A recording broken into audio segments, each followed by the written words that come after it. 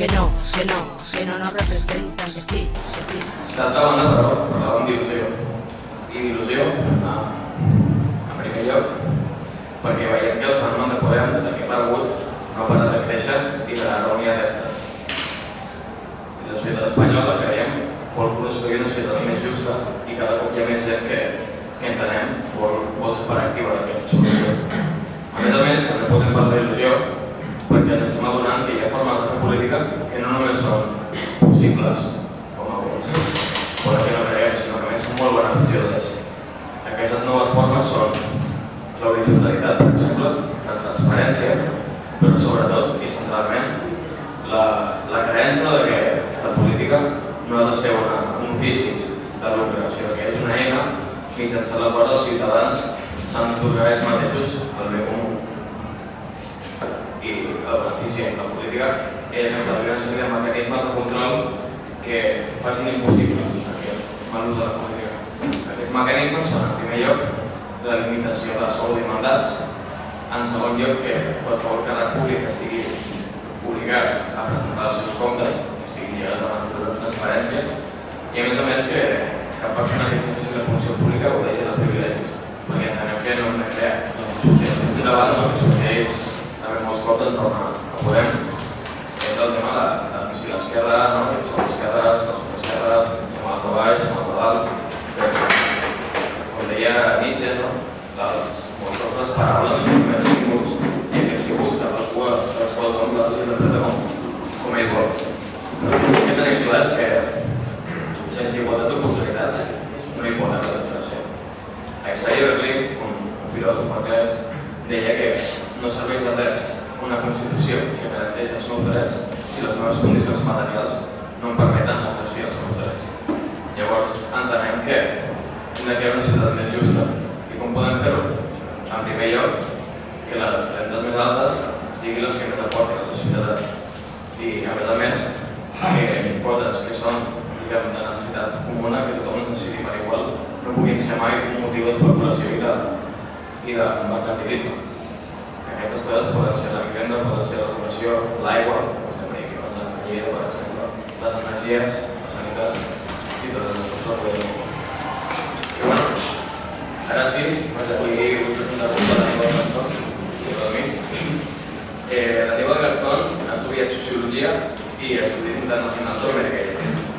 A més, ha fet un mestratge de desenvolupament internacional, ha treballat com a consultor a Bolívar, Xile, Equador i Perú, ha treballat a IPAM-TV, és també editor del diari online Noves d'Arreu, ha treballat sobre els drets humans a Colòmbia, ha treballat com a brigadista a Veneçuela i a Cuba i, finalment, ha treballat també amb els grups de cooperació a Angola. Bueno, m'ha dit que aquesta és la versió reduïda del currículum. I res més, donar les gràcies a tots i a ell per haver vingut avui i després de la paraula.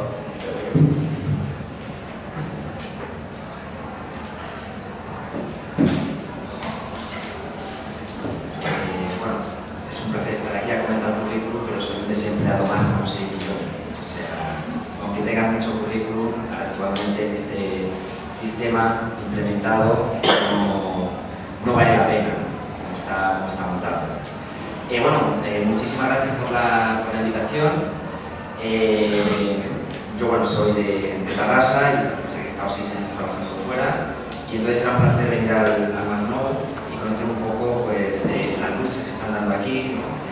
Los vecinos que están inquietos por la situación que estamos viviendo. Y uno de los puntos esenciales es el tema de la deuda, ¿no? Porque eso es, se habla constantemente el tema de la deuda, pero tanto a nivel macro como a nivel micro, por el tema de todas las casas que están quitando a una población que se tuvo que endeudar en su momento con el tema de la hipoteca, porque según como dice la Constitución Española de 1978, todos los que estamos aquí presentes tendríamos derecho a la vivienda, pero muchos, en ellos estoy incluido, no nos están dando derecho a la vivienda. Por lo tanto, el tema de la deuda ha sido totalmente algo ficticio. Y eso parte es que la deuda, más allá del nivel individual, como también el tema de la hipoteca, ha tenido una nueva transformación, que es la deuda del Estado. Esa es la deuda que se está viviendo actualmente. Pero esa deuda proviene de algo mucha gente dice pensando que es algo como algo novedoso. No. Esa deuda viene justamente de 1978. Por lo tanto, ahí existe una dicotomía en el sentido de en 1978 se implementó una democracia en el Estado español o en 1978 se implementó lo que es la dictadura del dinero, la dictadura de la deuda. Es actualmente las consecuencias que estamos teniendo. ¿Cómo sucede? ¿Cuál es el mecanismo de la deuda a nivel estatal? Es muy sencillo. Yo soy sociólogo, no soy economista. Una asignatura de economía tienes que dar porque al final la sociedad se basa en el tema del intercambio, el tema de la producción, el tema del consumo. Es muy sencillo el tema de la deuda del Estado español. Primer punto es, si tú tienes un déficit como Estado, tienes un déficit, lo que estás haciendo es un préstamo. Y si el préstamo en sí no se acaba de cubrir ese año, es decir, tienes déficit en el año 2000, déficit en el 2001, déficit en el 2002, ¿qué es lo que está generando? Deuda pública. Pero el tema no es el déficit, que es lo que están diciendo actualmente los políticos y ese concepto nuevo que se ha creado, ¿no?, de casta, que nos están diciendo constantemente es que estamos endeudados, recortes en salud, para que puedan tener derecho a la salud los que tengan dinero privado en su bolsillo. Vamos a recortar educación. Vecino, yo he estado 6 años fuera, yo estudié, terminé sociología en el 2005 en Bellaterra, costaba 600 euros estudiar y me dijeron que cuesta ahora cerca de 3.000 euros el año. Cerca de 3.000 euros. Y te dicen, no, aquí no podemos financiar la universidad pública. Yo creo que de pública tiene poco, porque acá se está hablando de ya privado, porque si tienes que pagar 3.000 euros, de público tiene poquito, ¿no? A lo mejor, no sé, lo que yo de chino, o sea, poquita cosa. ¿Qué es lo que sucede? Que ese mecanismo que nos están vendiendo, lo que he repetido, es que viene de 1978, por lo tanto nos dicen, no, democracia, la Constitución, ese mecanismo viene de ahí. ¿De qué modelo? ¿De qué modelo? Cuando se termina la transición nos dicen, ha entrado el Partido Socialista Obrero Español. Mucha gente normal, con su esperanza, votó a ese partido, porque decía que era socialista, y obrero y español. Y yo creo que ahí hay 3 mentiras. De partido poco, porque de partido que participe en la población, poco. Eso es una élite. De socialista menos todavía. Y de obrero, más poco todavía. O sea, que estábamos viendo en un partido de las mentiras. ¿Qué es lo que sucedió en su momento? ¿Qué es lo que sucedió en su momento con el tema de la deuda? Fácil. El fenómeno de la privatización. Un Estado, mucha gente esa frase que dice, no, pero Franco se vivía mejor, esa frase, ¿no? Que va con el abuelillo al parque, pero Franco. Tú dices, hostia, pues a lo mejor el abuelo tiene una cosa mejor, que había empresa pública. Justamente en el periodo de Felipe González, que iba con sus poderes haciendo que iba con los obreros igual que guerra, y salía en la televisión como el obrero. 70 empresas fueron privatizadas. 70 empresas del Estado. La SEAT. En la SEAT estaban muchos obreros trabajando, levantando y privatizan. Vendida a Volkswagen. Muchas de las empresas que se privatizaron sí que tenían la posibilidad, es decir, una empresa, con 70 empresas podías tener algún déficit en algunas, pero en lo macro sí que había posibilidad. Pero ¿cuál fue la estrategia? No, vamos a privatizar. ¿Por qué? Porque nos lo mandan los europeos y nosotros, los europeos, ahí tenemos la bandera, compañeros, los europeos. Entonces, ¿qué soberanía? ¿Qué soberanía hay? Si los europeos están decidiendo privatizar empresas y el Estado dejar de tener un mecanismo productivo y te dicen, es que no tenemos ingresos, Claro, ¿de dónde viene? del modelo neoliberal implementado en su momento por Europa, adelantado y profundizado en el Tratado de Maastricht de 1991. Felipe González dijo: es que hemos obtenido 13.200 millones con la venta de 70 empresas. Ya, pero no puedo estar vendiendo cada día.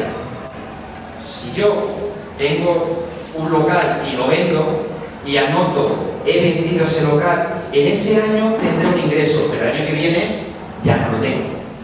Entonces nos vendían como, no, que vendemos empresas y nos está entrando un capital. No. ¿Por qué? ¿Cuál es el fenómeno básico de un sistema? El tema de la producción. Esto es producción. Esto es producción. Todo es producción. Si no hay producción, no hay ingresos. Por lo tanto, el tema que entre ese momento 13.200 millones será ese año, pero dejará de entrar. Siguiente paso. El señor Aznar, 1996. Ya camino, porque los socialistas le dejaron el camino ya como, bueno, me lo han dejado porque ya han implementado las políticas neoliberales. Camino llano. Telefónica. Estaba Telefónica, estaba el tema de Endesa, estaba el tema de bancos, todo privatizado. ¿No funcionaban esas empresas? Claro que funcionaban, claro que funcionaban. ¿Y qué es lo que hacen esas empresas? Dar un beneficio al Estado, ¿para qué? Para cubrir ciertos gastos sociales.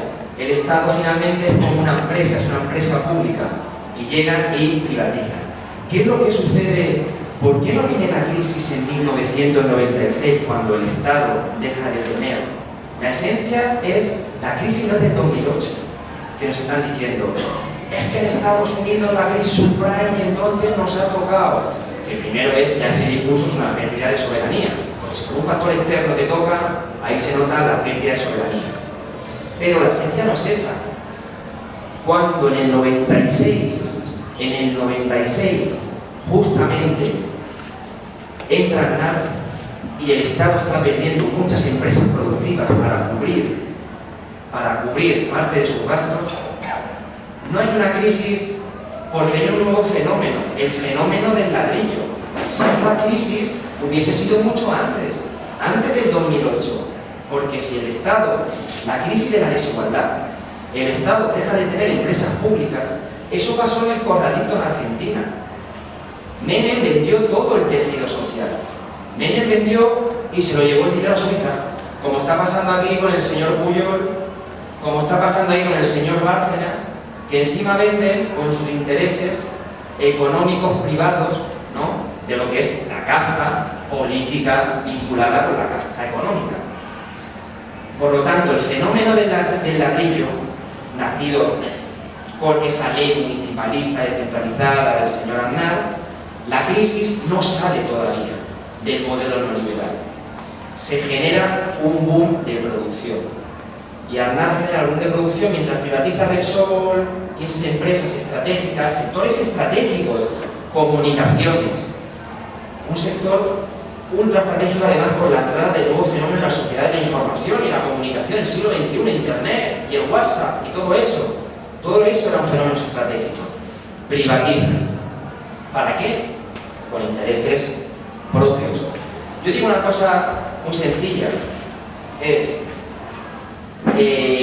llegamos, si quieren decir es democratizar en el voto, pues en el 78 a lo mejor hubo democracia del voto y un debate, pero hubo dictadura económica, porque que llegue y justamente sin decirle al pueblo mediante referéndum, sin decirle al pueblo lo que quiere, que privaticen sectores estratégicos y te van a perjudicar en tu salud y educación, no estamos hablando de cierta dictadura, porque yo que sepa, no nos consultaron a ninguno de nosotros.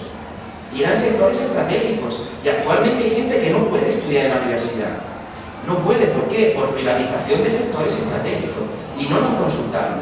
Entonces, la democracia no solamente es elegir a representantes, también es de elegir muchas decisiones de nuestra vida cotidiana. Y en este caso, la privatización de los sectores estratégicos debería haber sido vinculado con la democracia y haber decidido nosotros si queríamos o no queríamos. Punto siguiente, Zapatero. Pues lo mismo, con sus tendencias de privatización, con el tema de aeropuertos como fenómeno, el tema de implementa ya la estrategia de privatización en el tema de Madrid y Barcelona para sacar 14.000. Pero compañeros, ya sabemos que el dinero entra ese año, es un superávit de un año, pero cuando tú lo privatizas ya no es tuyo y ya no tienes beneficio. Y Zapatero siguió la misma estrategia que González y Aznar. Y llega el señor Rajoy y lo mismo con Correos y lo mismo. Por lo tanto, ¿qué diferencia hay entre un partido y otro cuando están privatizando la economía y están afectando nuestra vida cotidiana? Pues ese es el fenómeno que se implementó desde el 78. Y la deuda fue creciendo.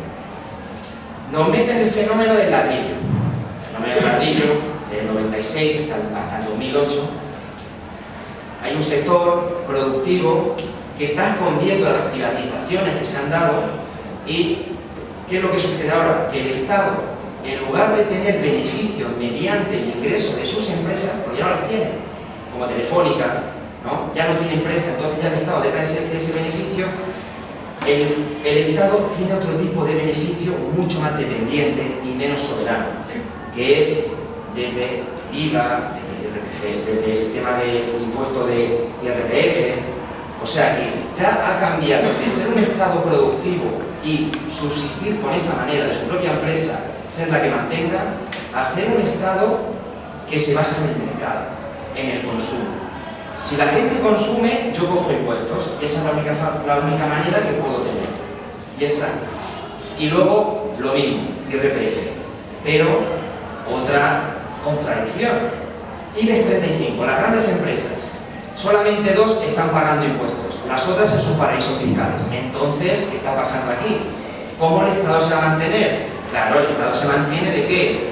De los salarios de los trabajadores. Se mantiene de ese salario, no se está manteniendo el Estado de esa clase media alta, que tendrían que pagar más impuestos, que es el modelo que se ha llevado en países del norte, como Suecia, como Noruega, que empresas como el petróleo pagan el 80%.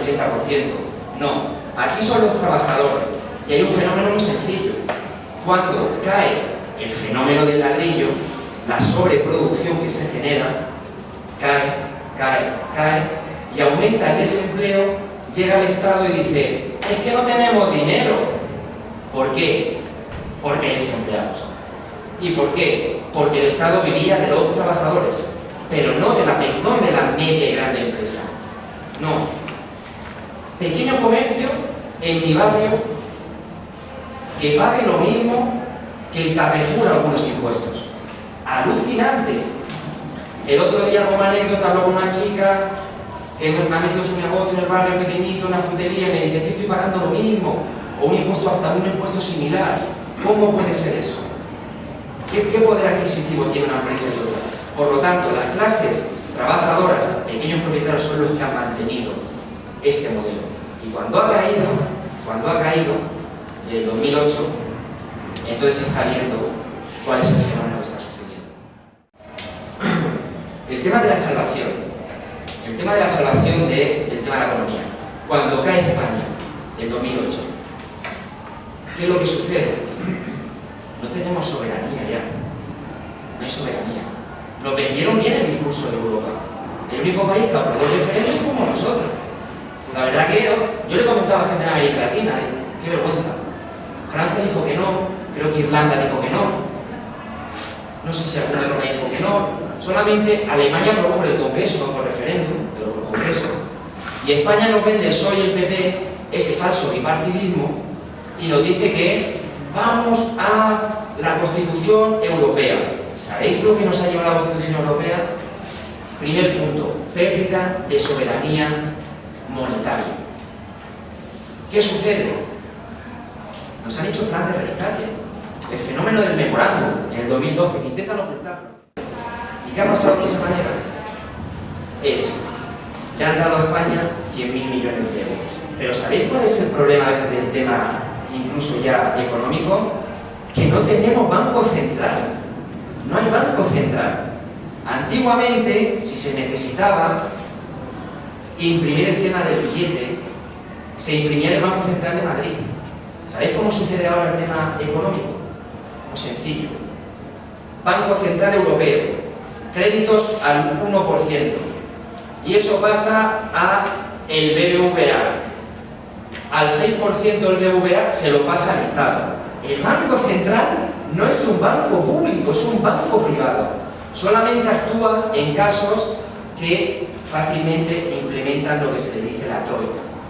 Consejo Europeo, Banco Central y Fondo Monetario se unen juntos cuando ya hay economías que ya están en quiebra, como en Grecia, y dicen: ahora actuamos directamente nosotros con el Estado. ¿De qué manera? Planes de austeridad.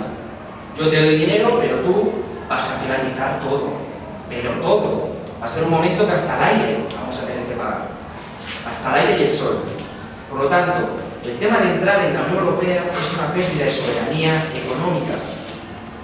Nosotros no estamos decidiendo el tipo de interés, ni siquiera con el Estado, ni siquiera con el Estado. Pero hay otra todavía mucho más con el tema que nos dicen de que tenemos el déficit, por el tema de la deuda, perdón.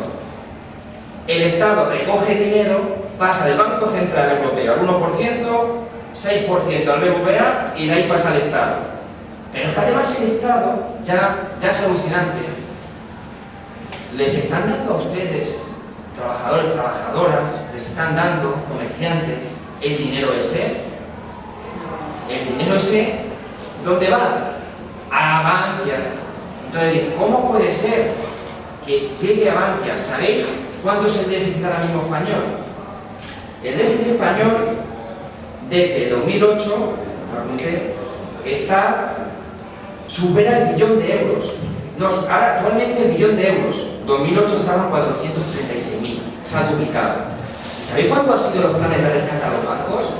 No tenemos dinero para salud, no tenemos dinero para educación. 250.000 millones de euros.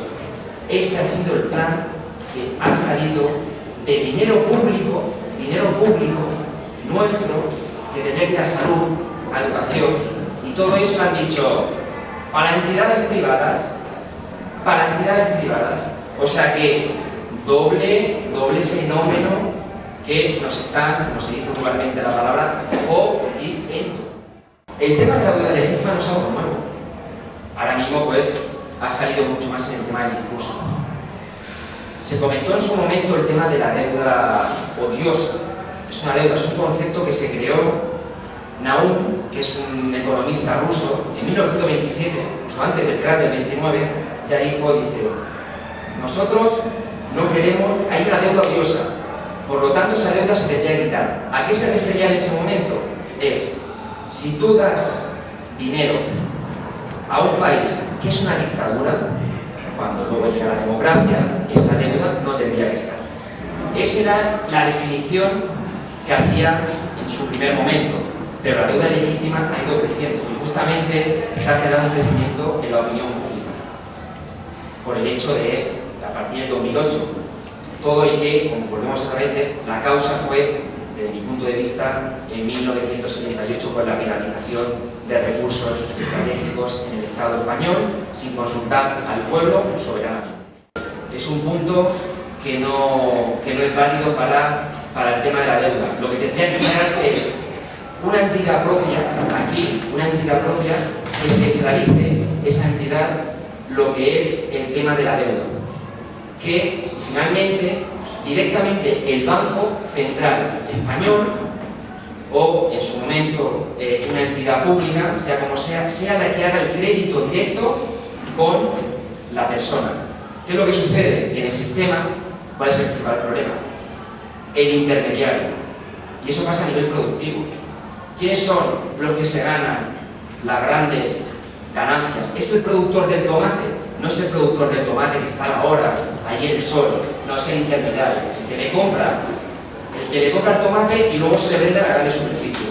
Por lo tanto, para evitar la deuda legítima, tiene que haber un contacto directo entre el Banco Central, entidades, con la persona que vaya a pedir o entidad que vaya a pedir el crédito. Cuarto punto. Toda obra que sea inútil para el país. Eso lo tendrá que pagar la persona que la ha firmado.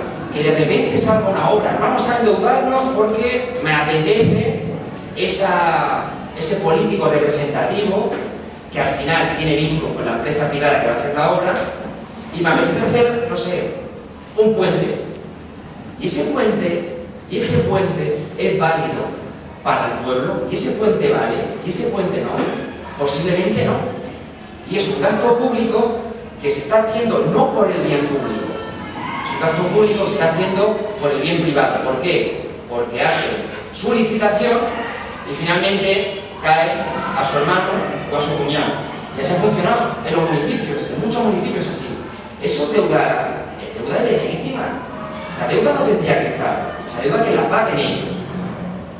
Y eso ha sido constante. Los casos de corrupción es parte de la deuda legítima. La deuda legítima tiene que ser revisada. Y en España, en el Estado español, hay mucha de la deuda que dicen que estamos endeudados en cerca del millón. Se tendría que hacer esa revisión que han hecho los países como Ecuador. Ecuador firmó contratos en los años 70. Tú firmas contratos en los años 70. Sí, vamos a firmar contratos del tipo de interés, vamos a firmar contratos con bancos privados para que nos ayuden, porque vamos a hacer, no sé. De repente se reúnen Reagan y Thatcher, como dos tendencias neoliberales. Y dijeron, y esta gente, no, vamos a aumentar el tipo de interés. Aumentan el tipo de interés del dólar, porque se reúnen y les interesa por su macroeconomía. ¿Qué es lo que sucede con el préstamo que ha pedido Ecuador? El préstamo que ha pedido Ecuador se puede duplicar según el tipo de interés que han decidido desde Estados Unidos. Esa, por lo tanto, hay democracia en el modelo económico. Si de repente tú pides un préstamo y te lo aumentan. Y eso no solamente pasa en Ecuador. Es como el compañero que voy a mi barrio y de repente me dice, ha subido el Euribor y estoy pagando una hipoteca de 500 euros y ahora de 800.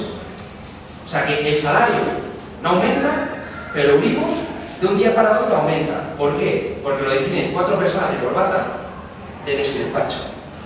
Es un tipo de interés variable que es ilegítimo. Y toda esa auditoría se hizo desde la corrupción, y aquí ya sabemos toda la corrupción que está existiendo, además del tipo de interés. Y eso llegó a Ecuador y dijo, vamos a hacer la auditoría de 17.000 millones de deuda, que al final lo que tenían de ganancia era para pagar intereses, pues te van aumentando y cada año los intereses pues no acaba, ganancia, intereses, no podía llegar a hacer políticas públicas.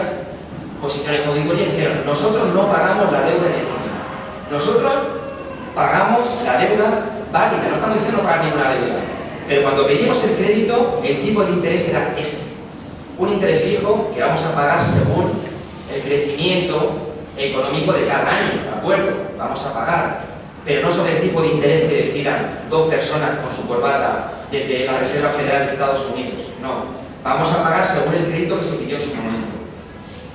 Eso fue la situación. Ecuador, de 17.000 millones de deudas, con la deuda legítima pasó a 11.000.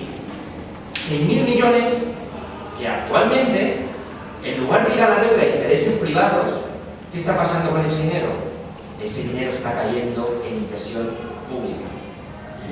Ecuador es el país de América Latina, el segundo país de América Latina que más invierte en educación, que más invierte en sectores productivos, que está invirtiendo en su sector estratégico, que es el petróleo. ¿Qué le está pasando? Está generando soberanía, está decidiendo sus políticas. Le decíamos, es que los ecuatorianos vienen aquí, pues los españoles van para allá. Ahora estuve en Ecuador el año pasado trabajando y está lleno de españoles porque hay trabajo. Y Ecuador no tiene trabajo. ¿Y de dónde tiene el trabajo? De la inversión pública. La noticia, ¿no? La noticia que salió. La noticia de que buscaron profesores porque están creando universidades públicas. ¿Y dónde están creando esas universidades públicas? De decir, nosotros no pagamos la deuda ilegítima. Nosotros pagamos la deuda legítima. Y toda esa brecha, en lugar de ir a entidades privadas, va a caer al pueblo, va a caer a la gente en servicios sociales, en educación, en salud. Y lo que vamos a ganar es un punto, es soberanía. Soberanía, esa palabra que ya nos cuesta decir aquí, por todo lo que estamos perdiendo con intereses de grandes empresas, con intereses de la Unión Europea, con intereses que venga Merkel con el señor Rajoy y vaya a Galicia y le diga mientras están comiendo un buen pescado lo que tenga que hacer. Se ha perdido soberanía. Hemos perdido soberanía económica. ¿Y por qué? Porque no hemos tenido derecho a decidir. Y eso es lo que nos ha faltado desde 1978. Decidir no solo en la política, sino decidir en la economía y decidir en muchos aspectos que nos incumben en nuestra vida cotidiana. Vale, gracias.